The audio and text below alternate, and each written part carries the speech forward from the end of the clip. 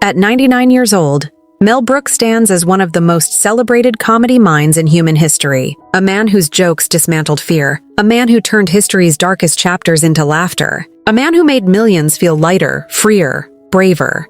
The world knows him as fearless, as loud, as endlessly funny. But what the world rarely asks is this: what does it cost to be funny for a lifetime? Because comedy is not always joy.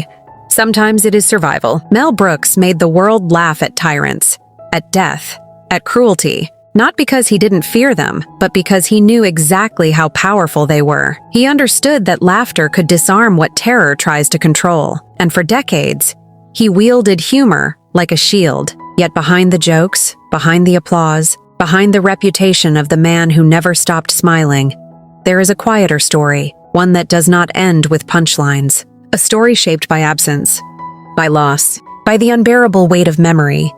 Mel Brooks lived long enough to see himself become a legend, long enough to outlive his peers, long enough to watch the world change again and again, and sometimes longevity itself becomes a tragedy. Because when you survive everyone, you also lose everyone. The audience sees a 99-year-old icon, honored, celebrated, immortalized. They see the trophies, the standing ovations, the clips replayed endlessly on screens. They see a man who won at life, but they don't see the empty rooms after the laughter fades. They don't see the silence that comes when the phone stops ringing. They don't see the memories that arrive uninvited in the late hours of the night. Mel Brooks has spent a lifetime filling silence with jokes. And now, at the very end, silence waits patiently.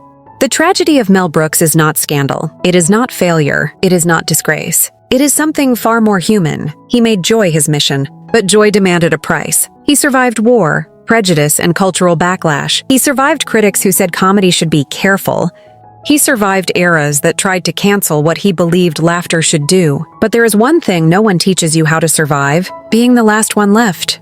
At 99, Mel Brooks is a living archive of a world that no longer exists. The friends who once laughed beside him are gone. The rooms that once echoed with voices are quiet. The woman he loved, the partner who shared his life, is no longer there to hear the jokes first. And still, the world asks him to smile, to be funny, to be grateful, to perform the version of himself everyone remembers. But who carries the comedian when the audience leaves? Who listens when the man who mastered laughter finally has nothing left to distract himself with? This is not a story about jokes.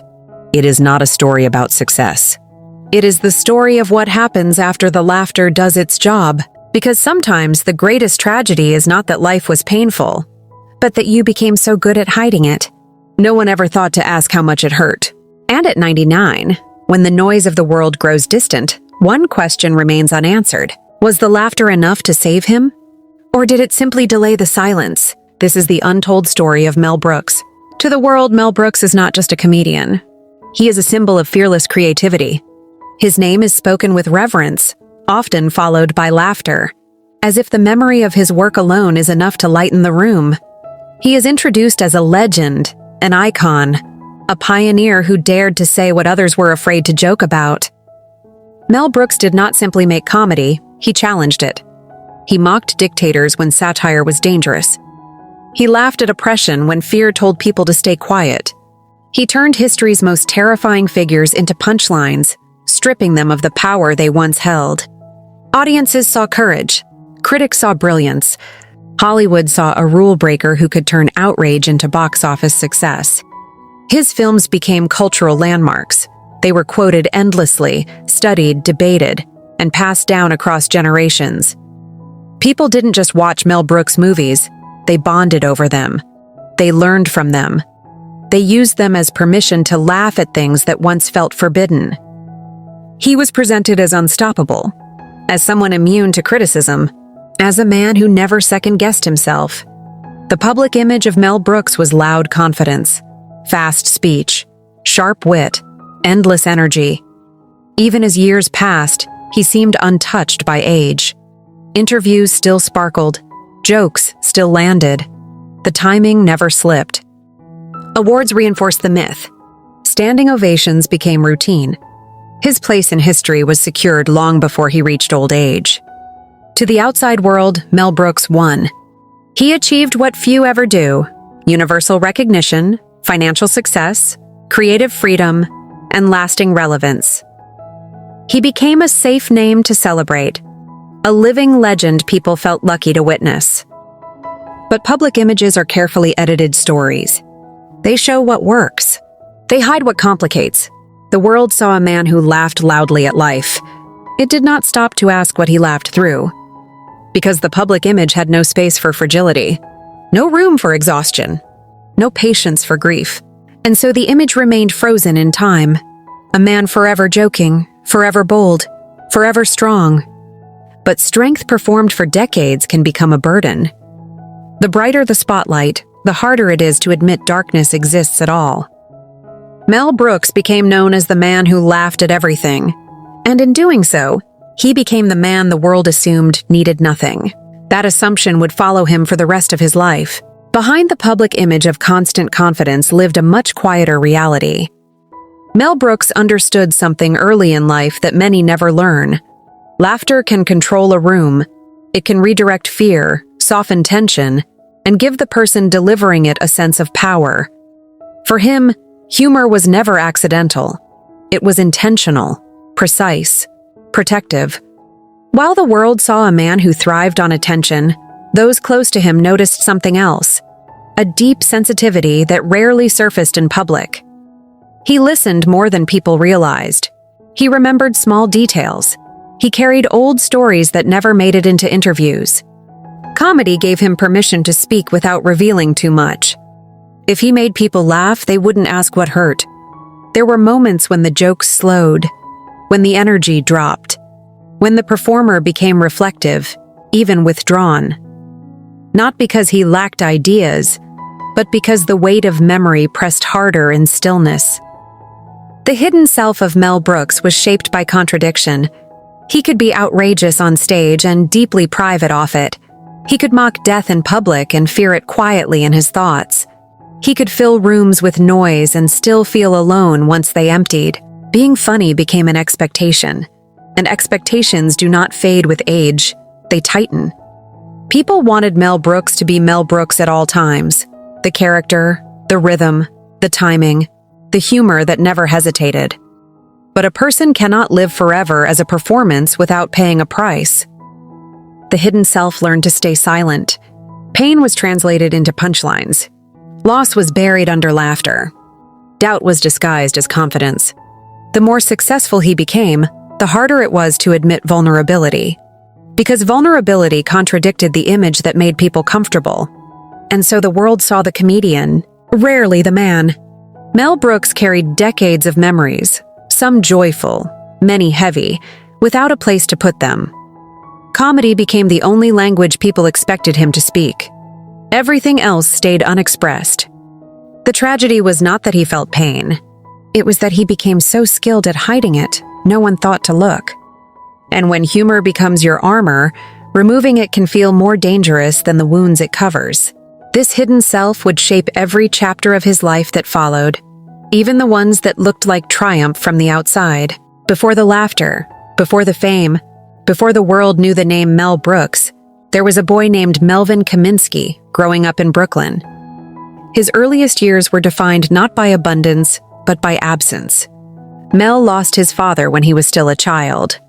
The loss arrived quietly, without warning, and settled permanently into the foundation of his life.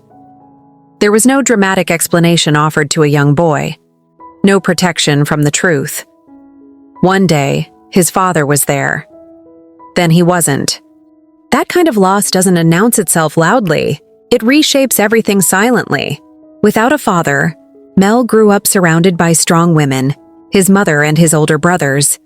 But the absence left a question mark that never disappeared. It taught him early that life could remove the people you depend on without permission or fairness. Brooklyn in those years was not gentle. It was crowded, loud, competitive, and unforgiving. You learned quickly how to survive, how to speak up, how to defend yourself, how to avoid becoming invisible. Mel was smaller than most boys his age, physically vulnerable, an easy target. So he learned another kind of strength. He learned timing. He learned observation. He learned how words could change the balance of power. A joke could stop a punch. A laugh could turn attention away. Humor could make you belong. Comedy didn't start as ambition. It started as instinct. At home, laughter softened grief. It eased tension. It gave moments of relief in a household that had learned how fragile security could be. Outside, humor became a shield against cruelty and exclusion. Mel realized something important long before adulthood. People listen to the person who controls the mood. And he became very good at controlling the mood. But even then, beneath the jokes, the loss lingered. The unanswered questions, the feeling of something missing, the awareness that happiness could be temporary. These early years planted the emotional blueprint for everything that followed. The hunger for connection, the fear of silence, the drive to fill empty spaces with sound and energy. Mel Brooks did not grow up dreaming of fame. He grew up learning how to survive. And survival for him came wrapped in laughter. The spark that set Mel Brooks in motion was not fame. It was necessity. As Melvin Kaminsky moved into adulthood, the world around him grew darker. History was no longer something you read about. It was something you were pulled into. War reshaped everything. Certainty vanished. Youth was interrupted. Mel was drafted into the U.S. Army during World War II. For many, war hardened the soul. For Mel, it sharpened his understanding of fear. He saw how quickly life could be reduced to chaos. How authority could feel absolute.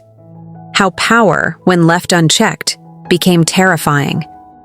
These were not abstract ideas. They were lived experiences.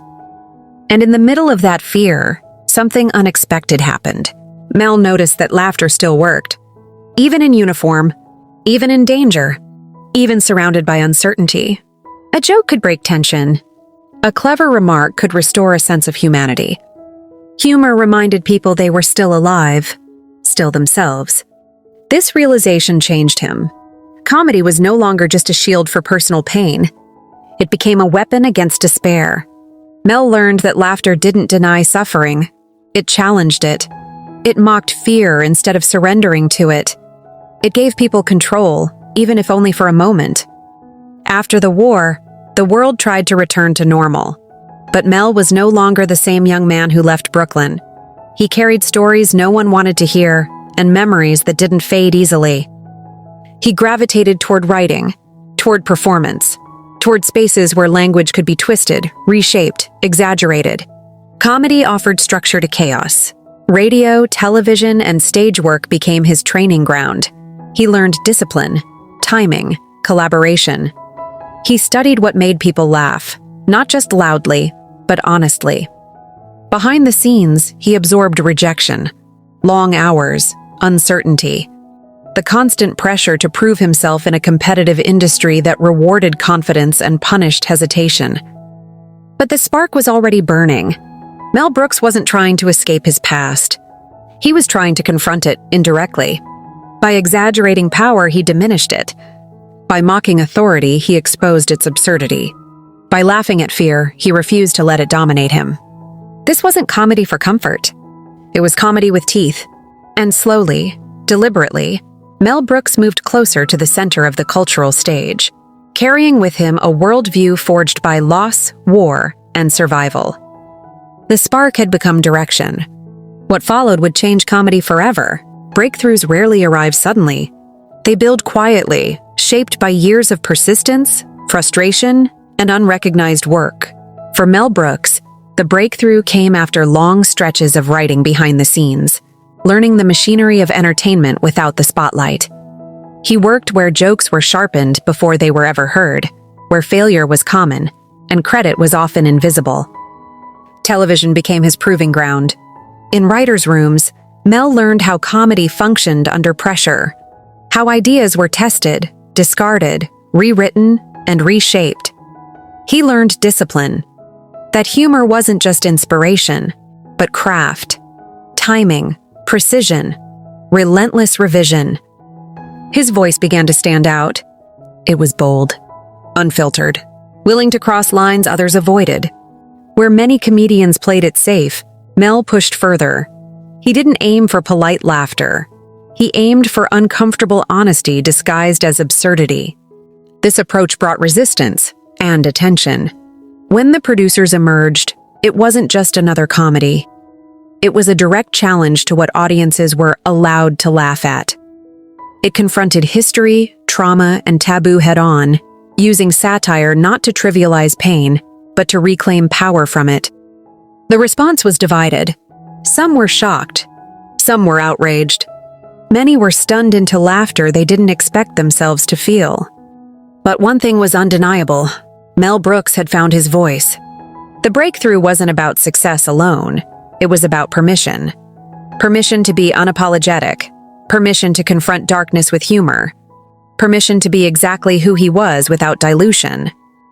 As recognition grew, so did expectations. Mel was no longer just a writer or performer. He was becoming a symbol of fearless comedy, someone audiences looked to for audacity. And with that recognition came a new pressure. To keep pushing, to keep provoking, to never soften. The breakthrough opened doors, but it also narrowed the path. Because once you are known for boldness, retreat feels like betrayal. Mel Brooks stepped fully into his role as a boundary breaker, unaware that every step forward also increased the weight he would one day carry. The world was now watching and laughing, and it would never expect him to stop. Mel Brooks's career had reached a point few could imagine, a position of unchallenged influence and creative authority. He had become the crown of comedy, a figure whose name alone guaranteed attention, respect, and impact. The films, the plays, the scripts, they weren't just entertainment, they were landmarks, etched into the cultural memory of a generation and beyond. The producers didn't just win awards, it redefined satire.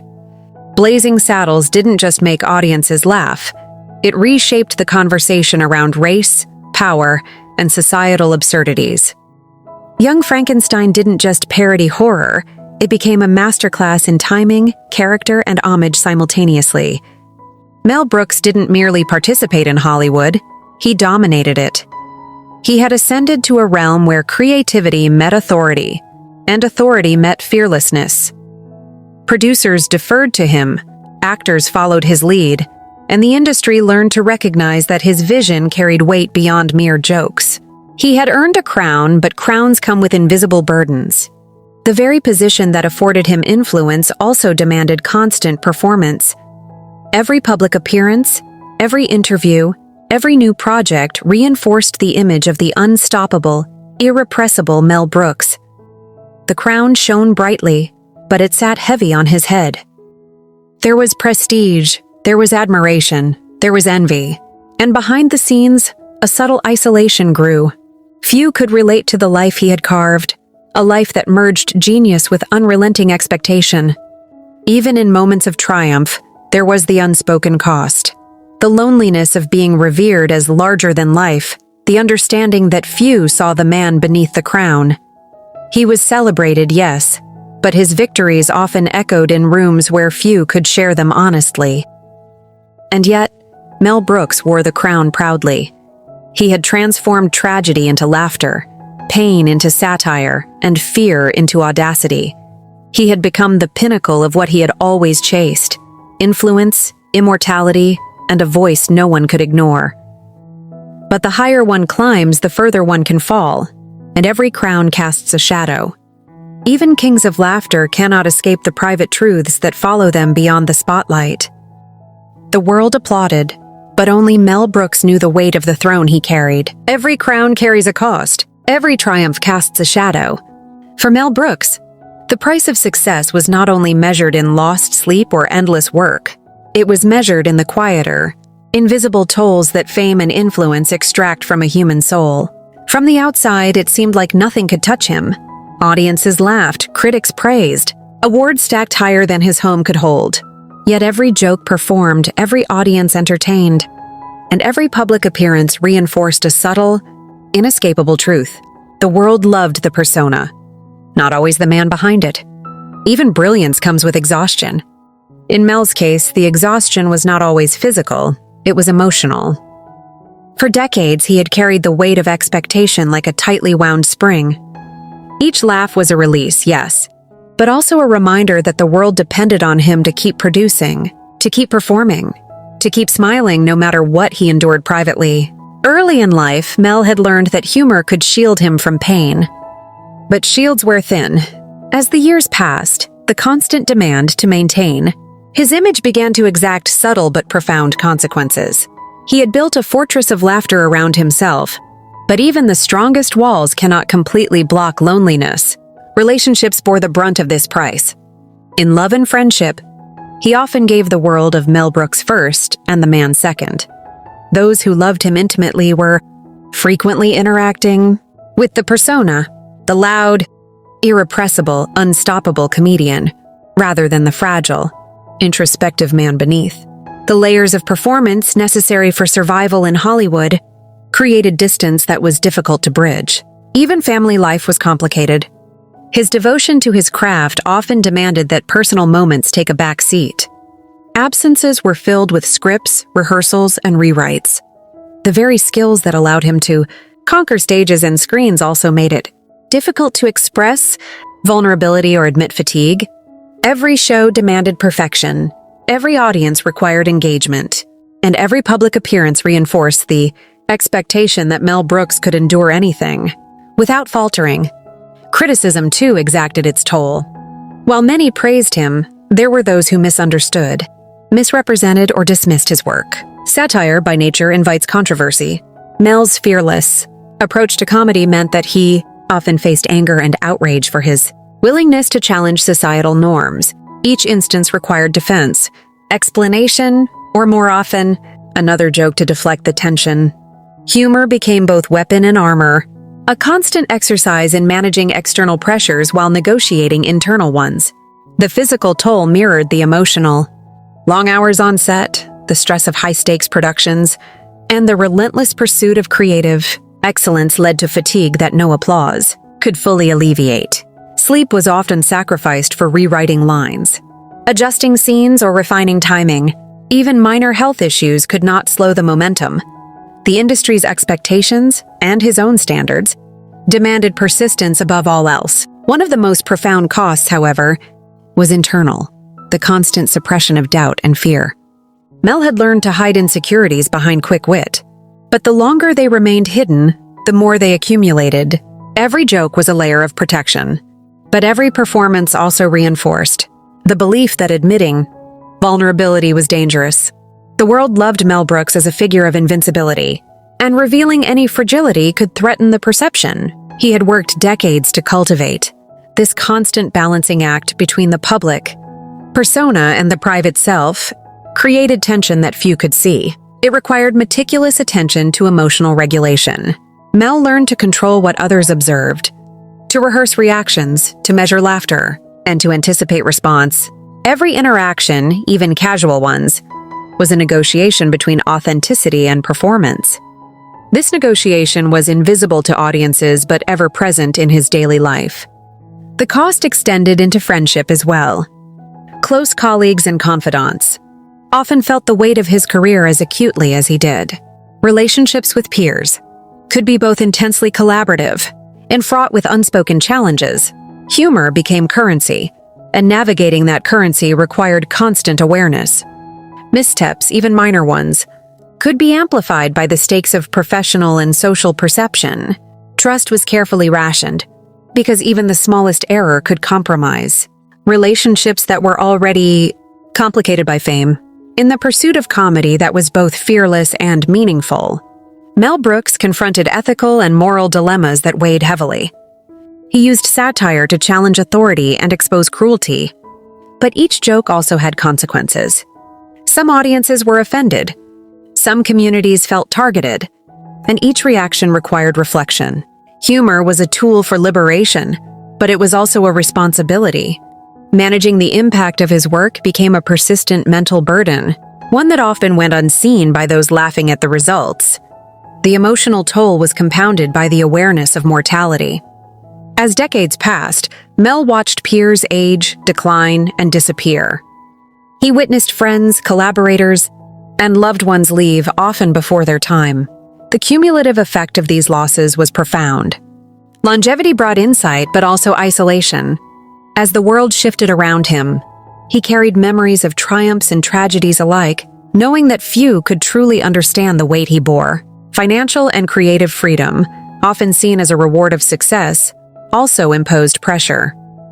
With the ability to create without restraint came the expectation to innovate, to surprise, and to maintain relevance. Every project became a test. Could he outdo himself? Could he continue to challenge norms, entertain audiences, and remain a figure of authority in the comedic world? The freedom to choose was inseparable from the obligation to perform. This pressure was amplified by public adoration. Fans projected their expectations, imagining the same energy, the same brilliance, the same boldness, year after year. Every performance carried the unspoken assumption that Mel Brooks was unendingly resilient, perpetually brilliant, and impervious to fatigue or despair. The more the world celebrated him, the less room there was for private vulnerability. To admit struggle was to risk shattering the carefully maintained illusion. There were moments when the burden became visible, fleeting but undeniable. A pause during an interview, a quieter tone in a private conversation, a rare hesitation before a punchline. These brief glimpses reminded those who witnessed them that beneath the persona was a human being, subject to doubt, fear, and fatigue like anyone else. But these moments were rare, overshadowed by the expectation to remain untouchable, to remain brilliant, to remain the legendary figure the public adored. The emotional price intersected with health. Long-term stress, the cumulative effect of decades of performance, and the relentless drive for perfection inevitably influenced physical well-being. Even a man of immense vitality felt the strain of carrying professional and personal expectations over nearly a century. Energy could be replenished only partially. The rest required adaptation, compromise, and careful management. Yet despite these costs, Mel Brooks never relinquished the very qualities that had brought him success. Courage, audacity, and creativity remained at the core of his being. The burden, while heavy, never silenced him. He continued to innovate, to perform, and to challenge both audiences and himself. The price was paid willingly, because it was inseparable from the identity he had cultivated. Ultimately, the greatest cost was not external, but internal. It was the quiet erosion of the self beneath the public persona, the tension between the man who laughed and the man who remembered, the man who was celebrated and the man who quietly carried grief. Mel Brooks understood that fame demanded performance, and performance demanded sacrifice. Each laugh came at the expense of fully revealing the self. Each standing ovation reinforced the distance between persona and private identity. Even as audiences cheered, even as awards were presented, even as the world recognized his genius, Mel Brooks carried within him a subtle, persistent ache. Not regret, necessarily, but the cost of having given so much of himself to the world while maintaining the illusion that nothing could touch him. In the end, the crown he wore came with a weight measured not in gold or applause, but in years of solitude, emotional labor, and the quiet, unseen burdens of a lifetime devoted to making others laugh. And while the world celebrated his achievements, only he knew the depth of what had been paid to reach them. The price of brilliance is often invisible. The price of courage is often silent. And for Mel Brooks, the greatest cost of all was not failure, nor critique, nor fleeting disappointment. It was the persistent demand to be everything to everyone, a figure of invulnerability, joy, and audacity, while quietly carrying the full weight of his own humanity. At 99, the laughter remains. The applause continues. The world sees the crown. But beneath it, Mel Brooks bears the proof that every triumph, no matter how radiant, exacts a cost that cannot be measured by accolades alone. And the question remains, how much of a man must be given to the world before there is nothing left to himself? For Mel Brooks, the answer has been lived for nearly a century. One joke, one performance, one sacrifice at a time. Even the greatest legends face moments when the ground beneath them seems to vanish. For Mel Brooks, the fall was not sudden, nor dramatic in the conventional sense. There were no public scandals, no crushing failures, no complete erasure of his career. Instead, it was a subtler, slower descent. One that chipped away at him quietly, imperceptibly, beneath the surface of applause and adoration. By the height of his fame, Mel had become synonymous with audacity and comedy. His name carried weight, his films were landmarks, and his stage presence commanded attention. Yet, with that prominence came a relentless expectation to never falter, to never fail, to continually deliver brilliance. The audience demanded the same man they had celebrated for decades, one who remained untouchable, vibrant, and endlessly inventive. At first, this expectation fueled him. It provided purpose, a reason to keep creating, keep performing, keep innovating. But over time, it became suffocating. The very persona that had opened doors now imprisoned him. Every joke, every project, every appearance was scrutinized. Every misstep, even if minor, threatened to tarnish the carefully constructed image of invincibility. The fall began quietly.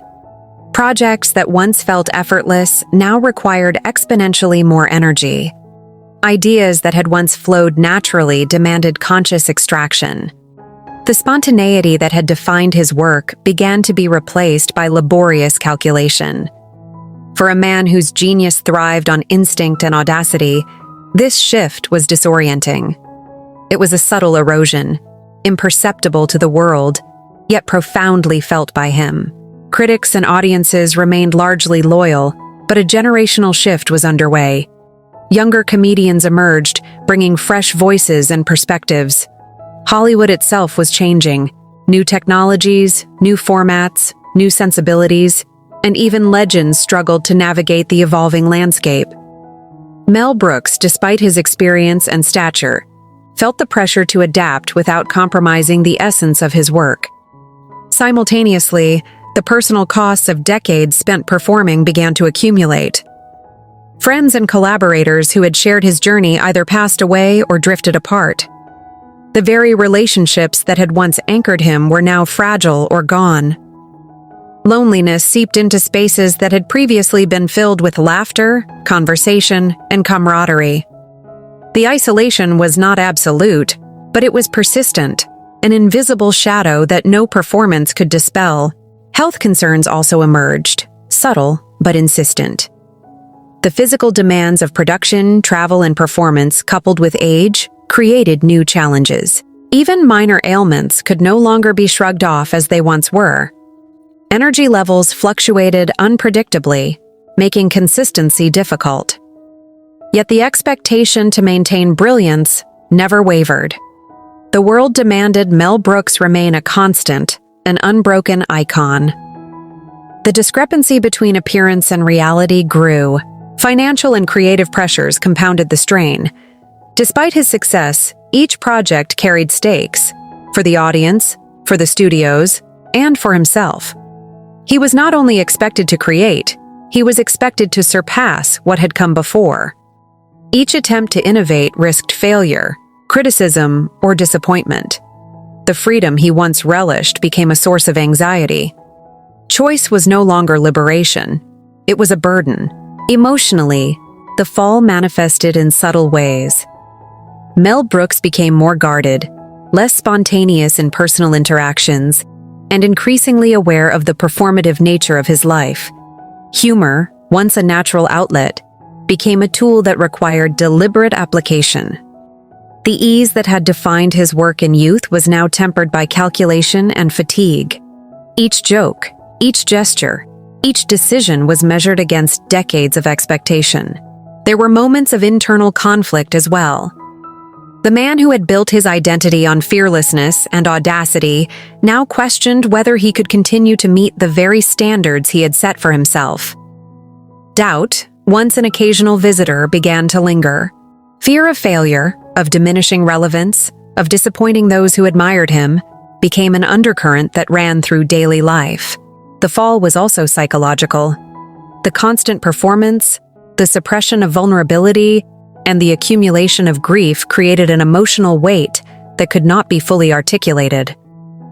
While the public saw energy, humor, and charm, Mel Brooks contended with moments of profound introspection, questioning the sustainability of a life lived so publicly, yet so privately burdened. One of the most poignant aspects of this period was the disconnect between his legendary status and his internal experience. The world celebrated Mel Brooks as immortal, fearless, and invincible. He was the crown of comedy, untouchable, and revered. But immortality and reputation does not shield one from human fragility. The dissonance between external perception and internal reality became increasingly pronounced. Professional challenges intertwined with personal ones. Projects that once received instant acclaim now faced more scrutiny, not always fair, but inescapable. The cultural landscape shifted, with audiences seeking novelty, diversity, and perspectives that differed from the path Mel had forged. His work, though groundbreaking, was sometimes viewed through a lens of nostalgia rather than contemporary relevance. This perception, subtle as it was, weighed heavily. The fall did not manifest as failure in the conventional sense. Mel Brooks continued to work, to create, to perform. But the vibrancy and ease of earlier decades were replaced by effort, calculation, and fatigue. What had once been a source of unbridled joy, the process of crafting laughter, now carried the weight of obligation. The man who had turned pain into parody now faced the challenge of sustaining that performance while bearing the cumulative effects of a lifetime's demands. Isolation became a recurring theme. Even surrounded by admirers, colleagues, and friends, there were experiences that could not be shared. The burden of living up to a legend, of maintaining the persona that had become inseparable from his identity, created emotional spaces that few could enter. Confidants were rare. Vulnerability was selective. Loneliness, though masked by humor and charm, remained a constant companion. Mel Brooks' personal life mirrored the tension in his professional one. Relationships required negotiation and effort. Love demanded patience, understanding, and compromise. Friendships were filtered through the lens of performance, making authenticity difficult to sustain. The price of his public life was often paid in private solitude, a subtle but persistent cost that deepened with each passing year. The fall also revealed the limitations of control. While Mel had mastered the art of commanding attention, shaping laughter, and navigating Hollywood, there were forces beyond his influence. Time itself was relentless. Physical vitality declined. Memory and endurance were tested. The world evolved in ways that could not always be predicted or managed. Even mastery could not fully shield him from these realities. Yet, amidst the struggle, there was resilience. Mel Brooks' intellect, humor, and creativity remained intact, providing tools to navigate the fall. He adapted, adjusted, and persevered, demonstrating that the fall was not total collapse, but a recalibration of existence. It was a confrontation with mortality, legacy, and the human limits of endurance. Ultimately, the fall of Mel Brooks was not a single event, but a sustained experience. The gradual recognition that fame, influence, and mastery come with hidden burdens, that the crown, while dazzling, casts a shadow, and that a life devoted to making others laugh exacts a toll few can perceive. It was the quiet erosion of energy, the subtle accumulation of loss, and the persistent tension between public persona and private self. This period of his life revealed the paradox of greatness. The world celebrates legends, but rarely considers the cost of sustaining that legend. Mel Brooks, still active, still producing, and still revered, faced the consequences of a lifetime devoted to laughter, exhaustion, isolation, doubt, and the unrelenting awareness that even immortals must grapple with vulnerability. And yet, in this fall, there was also preparation. Each challenge, each burden, each moment of fatigue laid the groundwork for resilience, reflection, and eventual transformation. The man who had experienced subtle descent would, in time, confront it, adapt, and find a path forward. a path that would test both his creativity and his humanity in ways that few could ever imagine. The world may have seen only brilliance, laughter, and audacity. But the man behind the legend understood the full cost, that every triumph carries a shadow, that every crown presses down, and that even kings of comedy must confront the limitations of time, energy, and mortality. Mel Brooks' fall was neither dramatic nor public. It was intimate, enduring, and deeply human. It was a reminder that the price of greatness is often invisible, and that even those who bring joy to millions must navigate moments when the laughter feels insufficient, the applause distant, and the solitude undeniable. Silence is a strange companion for someone like Mel Brooks. For decades, he had filled every space with sound, laughter, dialogue, music, absurdity, and the high-energy chaos that had become synonymous with his name. Silence, in contrast, is patient, uncompromising, and impossible to perform around. It waits, it watches, it listens. And for someone who has spent a lifetime controlling attention, crafting every reaction, and bending environments with humor, silence can feel almost unbearable. In the years following his greatest triumphs, the roar of applause that once followed Mel Brooks began to soften. The world still celebrated him, but the intensity of public focus shifted. New generations discovered comedy in different forms, faster, flashier, more transient. The kinds of intricate satire Mel mastered required patience, historical awareness, and nuance, qualities that were often overshadowed by the instantaneous entertainment culture of younger audiences. And so, for the first time in decades, Mel Brooks was confronted by an experience he had carefully avoided: emptiness. Not dramatic, not catastrophic, but subtle. Quiet rooms, fewer calls from collaborators, less spontaneous laughter in hallways, less energy that he could redirect, channel, or control. The world still adored him, but the rhythm that had defined his career, the rhythm of immediate response, of audience engagement, slowed. Silence demanded introspection. In the quiet, memories arrived uninvited. He remembered Brooklyn streets, the faces of lost friends, the absent presence of his father. He remembered the long nights writing scripts, the anxiety before premieres, the moments when a joke landed perfectly and then dissipated, leaving nothing tangible behind. Humor had been his shield, his sword, his identity. But in silence, shields can feel brittle, and swords weightless. The silence was not merely external. Internally, it mirrored the accumulation of years, triumphs, and unspoken sacrifices. Every laugh had been borrowed from him in some way. Every standing ovation demanded energy that could not be replenished easily. Every performance required pieces of his emotional self that were never returned. In this quiet, Mel Brooks was confronted with the human cost of a lifetime devoted entirely to entertaining others. He realized that the persona the world adored had become both protector and prison. The man capable of dismantling dictators on screen, mocking death and suffering with a wink and a grin, was the same man who now felt the subtle pressure of invisibility. Fame had been abundant, attention had been constant, but authenticity had been rationed. The audience loved Mel Brooks, the legend, the unstoppable comedian, but rarely had he been seen as simply Mel Brooks the man. Isolation can take many forms. In his case, it was paradoxical. He was surrounded by people, assistants, collaborators, family, and fans. Yet there was a loneliness that few could penetrate. Conversations often revolved around his work, his past glories, or the logistics of current projects. Few asked how he felt. Few asked what he wanted. The audience, conditioned by decades of expectation, wanted performance, not vulnerability.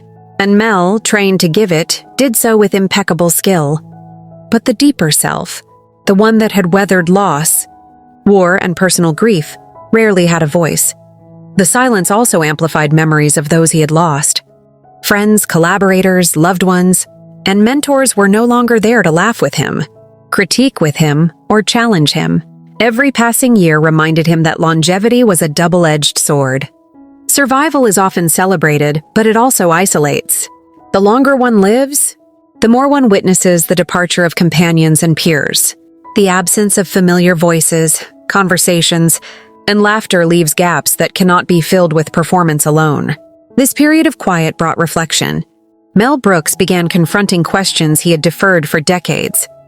Who was he beyond the jokes? What had he sacrificed for his art? Was the laughter he delivered enough to justify the silences he endured? These were uncomfortable questions, the kinds that audiences rarely imagine a legendary performer asking themselves. They were private, intimate, and deeply human. He also began to grapple with legacy in a new light. For decades, the focus had been on creation. The next script, the next scene, the next joke. Now, with the world's adoration still present but less immediate, he had time to examine the meaning of his work. Beyond laughter, what had he truly left behind? How would he be remembered not for his audacity or cleverness, but for the man he had been in quiet moments between applause? Silence brought recognition of vulnerability. Mel Brooks understood that even the most carefully constructed public persona cannot fully shield a person from human fragility. Every human has limits, and even legends must face them.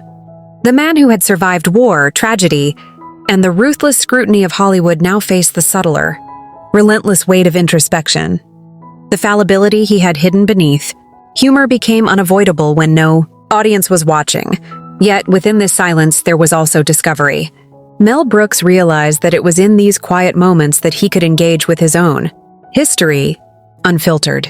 He could remember, reflect, and feel without the mediation of performance. The same instinct that had taught him to observe, analyze, and redirect energy for comedy now allowed him to examine himself. The silence became a mirror, revealing the full scope of his experiences, his grief, his triumphs, and his humanity. In these moments, he also recognized the duality of his existence. Comedy had given him life, purpose, and influence. It had shaped culture and brought joy to millions. Yet it had also demanded emotional restraint, strategic self-presentation, and personal sacrifices. The silence illuminated the tension between these realities, reminding him that success is rarely without unseen costs.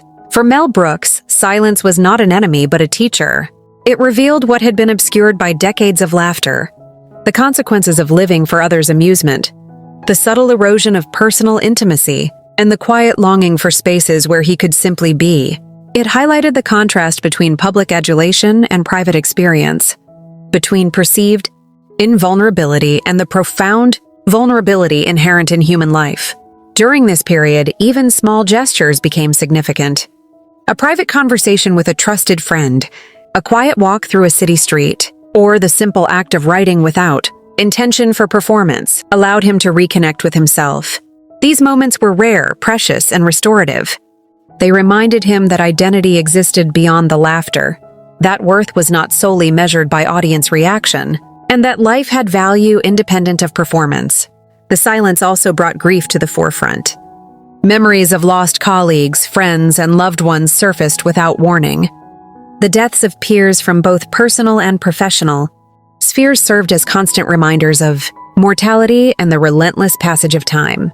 Mel Brooks, who had often used humor to distance himself from pain, now confronted it directly. He understood that grief was inevitable. That avoidance could only postpone its influence, and that acknowledgement was necessary for emotional survival. At the same time, silence fostered creativity. With fewer immediate pressures, he could contemplate ideas without the distraction of expectation. The mind that had tirelessly crafted comedy for decades could now explore reflection, storytelling, and legacy. The absence of constant performance allowed him to examine the core of his artistic identity, revealing insights that were previously obscured by the need to entertain, please, and perform. The paradox of this period is clear. Silence was both isolating and liberating. It exposed vulnerability and loss, yet offered space for introspection and growth. It demanded that Mel Brooks face truths he had skillfully avoided, while simultaneously granting him the rare freedom to exist outside the persona the world expected. Throughout the silence, the tension between public perception and private reality persisted. Audiences continued to see the indomitable comedian, Yet the man behind the performance navigated a landscape of quiet reflection, grief, and self-examination. He understood the complexity of his own existence, the interplay between humor and pain, and the intricate balance of identity that had defined his life. Ultimately, silence became a crucible. It tested resilience, encouraged honesty, and forced confrontation with the human experience in its rawest form. Mel Brooks, whose life had been a continuous performance of strength, creativity, and audacity, now discovered that the greatest acts of courage might not involve laughter at all, but quiet acknowledgement of self, memory, and mortality. In this space, he found perspective. The laughter of decades had not been wasted. His contributions to culture, to comedy, and to the human spirit were undeniable. Yet, the silence reminded him that human experience is multidimensional, that even those who bring joy to millions carry unseen struggles, and that reflection is as vital as performance. The silence was both a reckoning and a revelation. It revealed the cost of a life devoted to entertaining others, the fragility beneath invincibility, and the persistent truth that human beings, regardless of legend, must navigate the tension between identity and expectation. For Mel Brooks, the silence was not an ending, but a transformative interlude, a moment to reckon with history, self, and the path forward. In facing the silence, Mel Brooks found something profound: the ability to exist without performance, to feel without distraction, and to reconcile decades of laughter with the quiet depth of lived experience. He understood that legacy is not merely applause, awards, or public adulation. It is the synthesis of joy and struggle, laughter and grief, visibility and introspection. By embracing the silence, he reclaimed a piece of himself long hidden beneath decades of performance. He discovered that even a life of extraordinary public visibility could harbor intimate, private truths, and that acknowledging them was not weakness but a continuation of courage, the same courage that had allowed him to confront fear, authority, and mortality with humor throughout his life. Silence, in the end, was both a teacher and a companion. It demanded confrontation with the self, but also granted insight, perspective, and the rare chance for unguarded reflection. For Mel Brooks, the quiet moments revealed that true resilience is not measured by how loudly one can perform, but by how deeply one can endure, reflect, and reconcile the full spectrum of human experience. And so, in the silence, the legend met the man, unadorned and unperformed. It was not easy. It was not always comfortable, but it was necessary. A reminder that even those who command stages, screens, and cultural history must face the unrelenting reality of their own humanity. The concept of return is not always literal. For Mel Brooks, it was not a return to obscurity, nor a reinvention of his style, nor an abandonment of the comedic genius that had defined him for decades. It was a return to himself, a reclamation of identity beyond the applause, beyond expectation, beyond the relentless demands of performance. After decades of triumph, subtle falls, and intimate silences, Mel Brooks began a journey back, a journey that required courage, reflection, and the willingness to confront both his past and the present with honesty. By the time the world had begun to shift around him, younger comedians emerging, audiences changing, Hollywood evolving, Mel Brooks had amassed a repository of experience few could match. The insight born from decades of navigating success, criticism, and personal struggle became a foundation upon which he could rebuild. This return was not about reclaiming former glory. It was about redefining relevance on his own terms, integrating wisdom with talent, and allowing vulnerability to coexist with brilliance. The first step in this return was acceptance. Mel recognized the limitations imposed by age, by experience, and by life's inevitable consequences. He accepted that his creative process might no longer operate with the same immediacy, that physical stamina could no longer carry him through back-to-back productions, and that public expectations could never be fully satisfied. Acceptance paradoxically liberated him. It allowed him to create not under pressure, but from authenticity, from desire, from the deep-seated need to express and explore. This return also required a confrontation with legacy. Decades earlier, Mel had chased innovation, audacity, and cultural impact. Now the focus shifted toward integration, blending past achievements with present understanding. He revisited earlier works not merely as a creator proud of his craft, but as a reflective observer, examining the lessons, the gaps, and the human truths embedded in his comedy. He saw how humor had functioned as armor, as weapon, and as lens, and he began to understand its broader significance, not just for audiences, but for himself. Mentorship became a crucial component of his return. Mel Brooks, who had long operated at the top of his field, began to recognize the value of guiding others, of sharing wisdom, insight, and perspective with those seeking to navigate a similar path. He engaged with younger comedians, writers, and performers not to assert authority, but to offer perspective. Through these interactions, he realized that his influence extended beyond his own work. It was embedded in the next generation of creators, who could carry forward lessons of courage, creativity, and audacity. Yet the return was not free of challenge. Engaging with contemporary audiences and mediums required adaptation. The world had changed. The rhythm of consumption, attention, and appreciation was different. Streaming platforms, social media, and instant feedback altered the way comedy was received. Mel Brooks approached this with curiosity rather than resistance, learning to translate his skills into contexts unfamiliar to him. His wit remained sharp, but it was now complemented by the perspective of experience and the humility of awareness. Creatively, this period marked an evolution rather than a revolution. Mel Brooks continued to produce, write, and occasionally perform, but the energy driving his work was enriched by reflection. He allowed himself to explore themes previously untouched, to infuse projects with nuance that only decades of experience could provide. Humor remained central, but it was tempered by empathy, history, and self-awareness.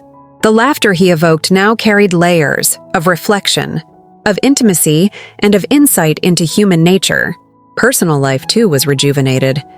The quiet years had taught him the importance of relationships, connection, and emotional honesty. He reached out to old collaborators, strengthened bonds with family, and sought companionship that valued him not merely for his legend, but for his humanity. These relationships offered stability and grounding, reminding him that even the most celebrated figures need reciprocity, understanding, and care. The return was also internal. Mel Brooks revisited the vulnerabilities he had long hidden behind humor and performance.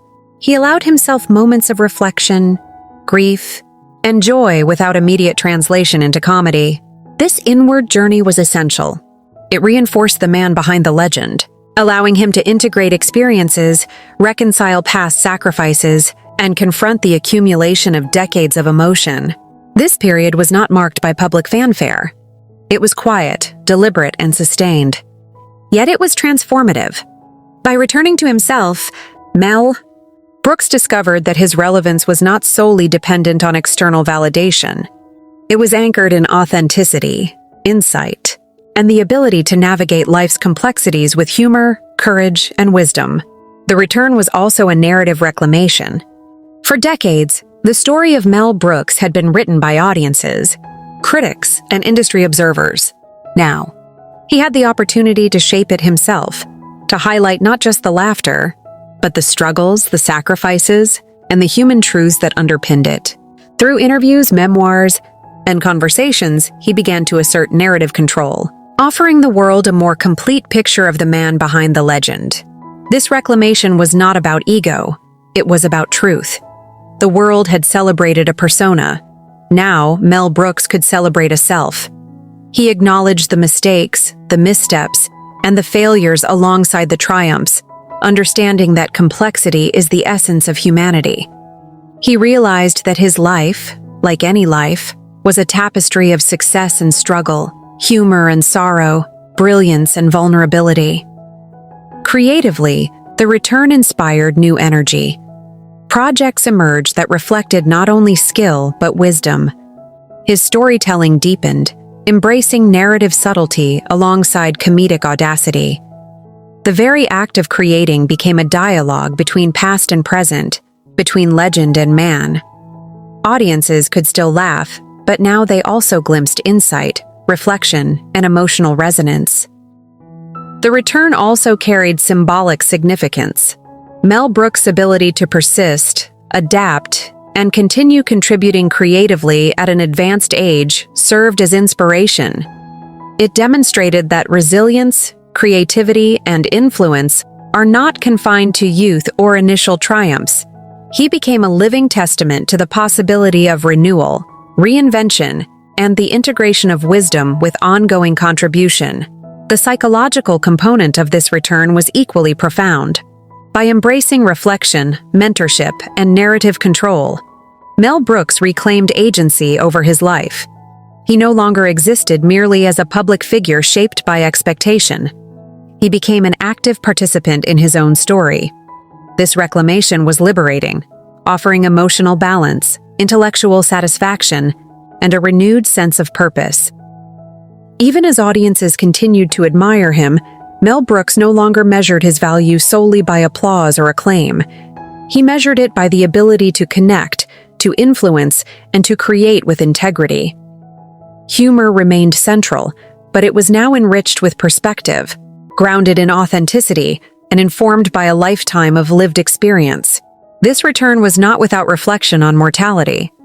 At 99, he understood that time was finite, and the importance of legacy, not merely in terms of accolades, but in the transmission of knowledge, insight, and inspiration, became clear. He worked deliberately to ensure that his contributions were enduring, meaningful, and instructive, bridging generations and offering lessons beyond entertainment.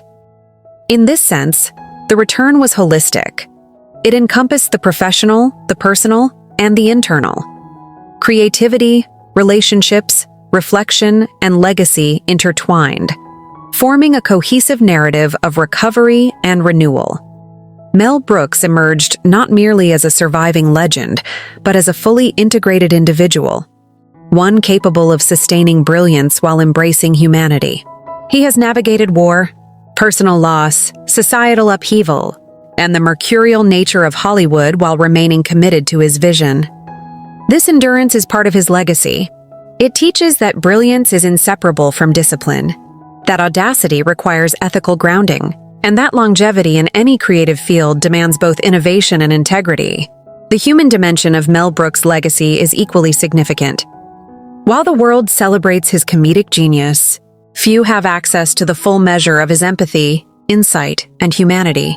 Beneath the laughter is a man who has faced profound challenges, endured personal losses, and wrestled with the tension between public expectation and private self. His ability to navigate these complexities without abandoning humor or creativity underscores a legacy rooted in both talent and character. Education and influence also define his legacy. Through interviews, writings, and collaborations, Mel Brooks has shared wisdom accumulated over decades. These contributions provide insight into the creative process, the ethics of humor, and the interplay between art and society.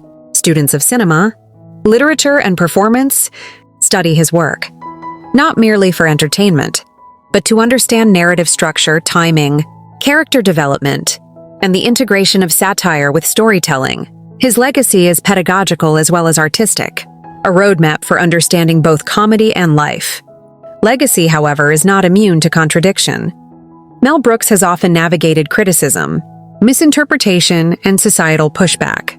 His fearless approach to satire has sometimes sparked controversy, yet it is precisely this willingness to challenge norms that amplifies the value of his contributions. A legacy that provokes thought, evokes emotion, and challenges comfort zones is more enduring than one that merely entertains without reflection. His audacity ensures that his work remains relevant, studied and debated, a sign of true influence. Another dimension of his legacy is the universality of laughter. Mel Brooks' comedy transcends borders, languages, and generations. It taps into fundamental human experiences: fear, absurdity, joy, suffering, and triumph. His humor, while often culturally specific, resonates because it reflects universal truths. The ability to elicit laughter while simultaneously engaging reflection is a rare skill, and it ensures that his work will continue to connect with audiences worldwide for generations to come. Longevity itself adds weight to his legacy. To remain creative, relevant, and engaged at 99 is extraordinary. Few individuals achieve such sustained impact, and fewer still do so with integrity, courage, and consistency. Mel Brooks's life exemplifies the possibility of lifelong creativity, the value of persistence, and the profound influence of experience when combined with audacity and imagination. His story becomes a model for aspiring artists, demonstrating that age does not diminish relevance, and that the human spirit can remain vibrant and productive even in the later stages of life. Legacy is also ethical. Mel Brooks' work demonstrates that humor can coexist with sensitivity, intelligence, and social awareness. He has shown that satire is not a license for cruelty but a tool for reflection and empowerment. His films confront historical trauma, societal injustice, and human folly, but they do so with insight and respect. This ethical dimension ensures that his contributions are not only entertaining but morally resonant, leaving audiences with laughter, reflection, and understanding. The personal legacy of Mel Brooks is intertwined with the broader cultural one. Family, friends, collaborators, and mentees all carry pieces of his wisdom, humor, and perspective forward. These relationships amplify his influence in ways that extend beyond the public eye. Legacy, in this sense, is living, evolving, and relational. It is found not only in the artifacts of film and performance, but in the lives of those he has touched directly. As society continues to evolve, the relevance of his work endures because it engages with timeless human concerns. Humor, when executed with intelligence and insight, remains potent across eras.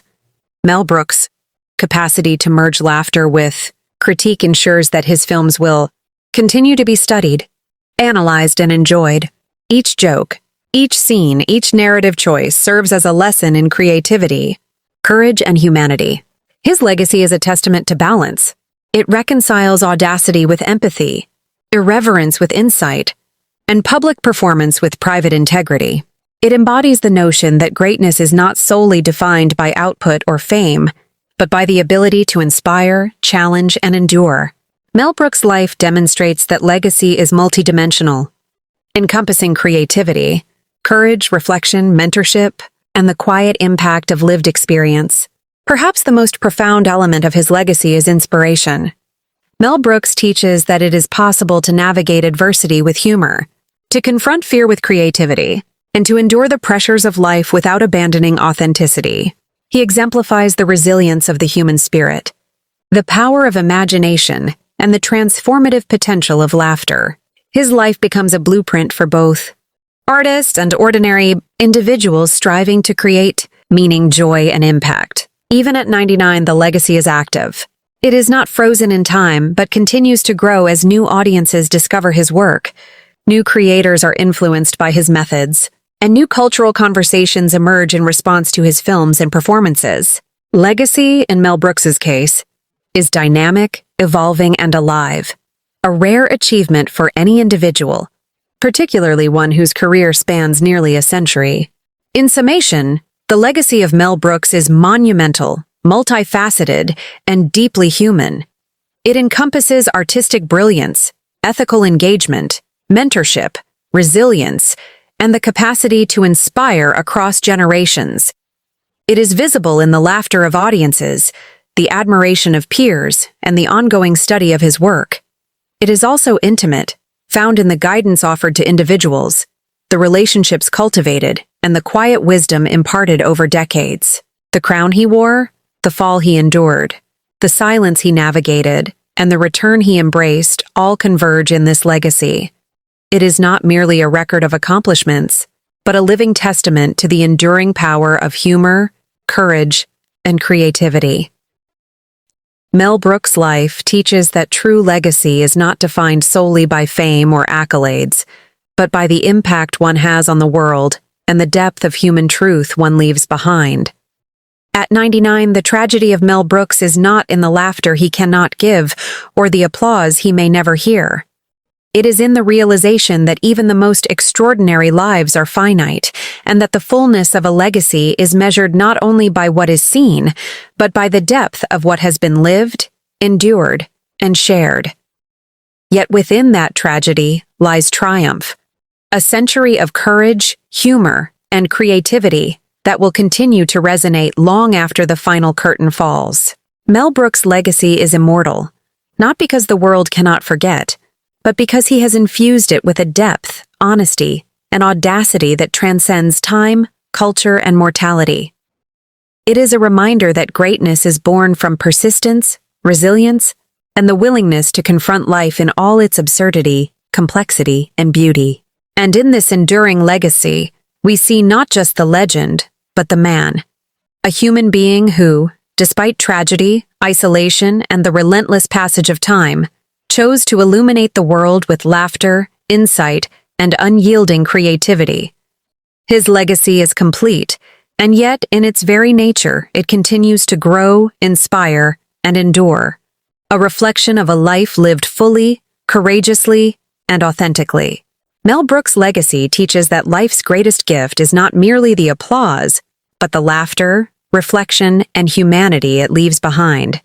And in that gift, the world finds both joy and wisdom, forever marked by the presence of one of history's most extraordinary comedic geniuses. Thank you for watching. Please subscribe to Talksberry and comment. Remember, greatness isn't in the spotlight, but in the struggle behind it.